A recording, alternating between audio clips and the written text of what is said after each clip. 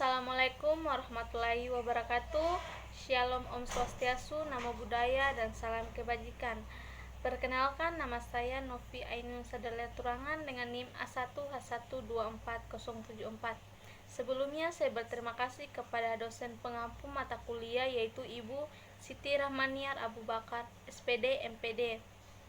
Baik, selanjutnya saya akan menjelaskan PPT saya dari bab 1 sampai bab terakhir, di mana bab pertama yaitu sifat hakikat manusia.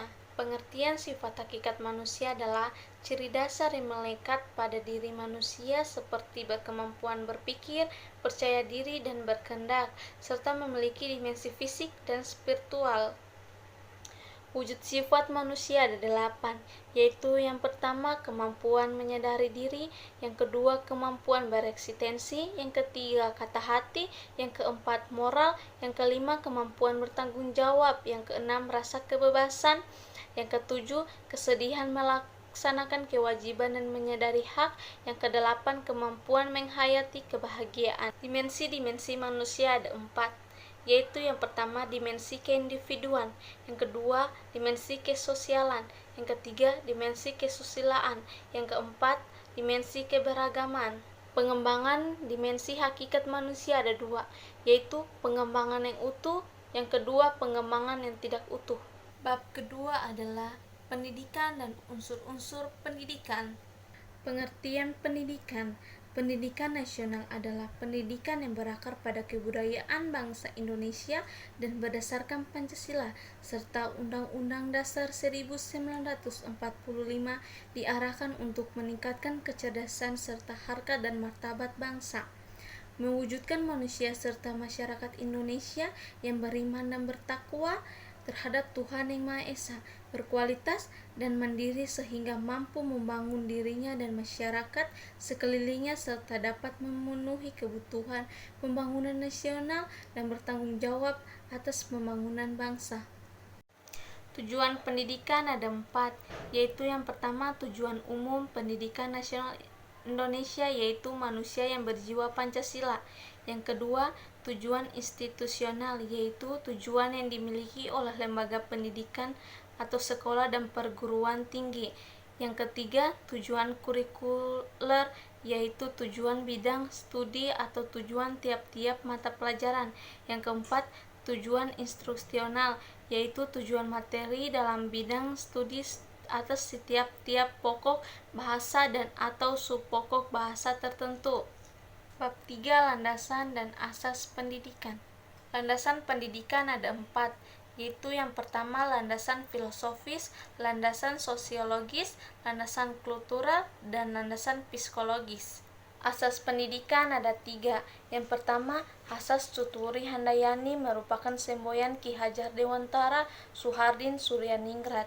Ing ngarsa sung tulada jika di depan menjadi contoh, ing madya mangun rasa jika di tengah-tengah membangkitkan kehendak, hasrat, dan motivasi. Tuturi Handayani jika di belakang mengikuti dengan mengawasi.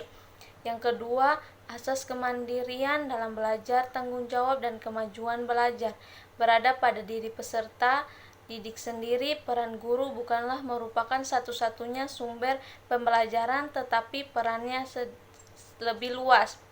3. Asas belajar sepanjang hebat. Proses belajar dilakukan dalam setiap bidang kehidupan dan lingkungan pendidikan, yaitu lingkungan keluarga, lingkungan sekolah, dan lingkungan masyarakat. Belajar dilakukan melalui dari lahir sampai ajal menjemput. Alam dan seluruh isinya adalah sumber belajar yang tidak akan pernah habis. Bab 4, perkiraan dan antisipasi terhadap masyarakat masa depan. Tuntunan bagi masyarakat masa depan. Yang pertama, kecenderungan globalisasi. Yang kedua, perkembangan ilmu pengetahuan dan teknologi. Yang ketiga, kekuatan globalisasi.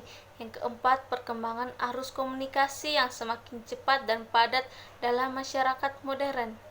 Pentingnya mengembangkan 4 hal pada peserta didik, yaitu yang pertama, kemampuan mengantisipasi pengembangan berdasarkan ilmu pengetahuan.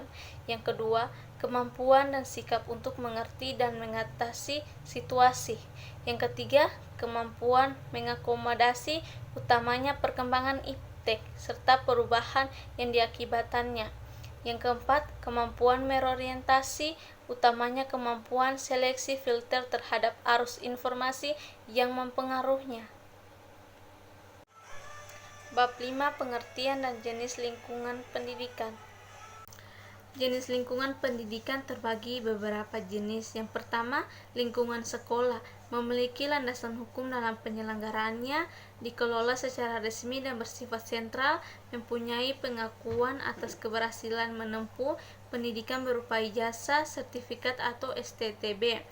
Lingkungan keluarga.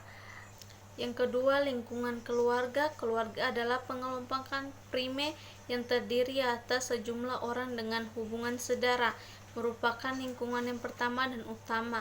Bentuk keluarga terdiri atas keluarga inti, famili, ayah, ibu, dan anak.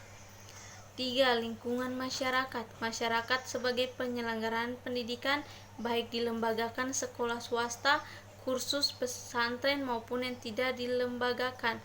Lembaga-lembaga masyarakat dan kelompok-kelompok sosial, misalnya LSM, DSP, organisasi-organisasi kepemudaan, keagamaan, politik, dan kebudayaan, media massa.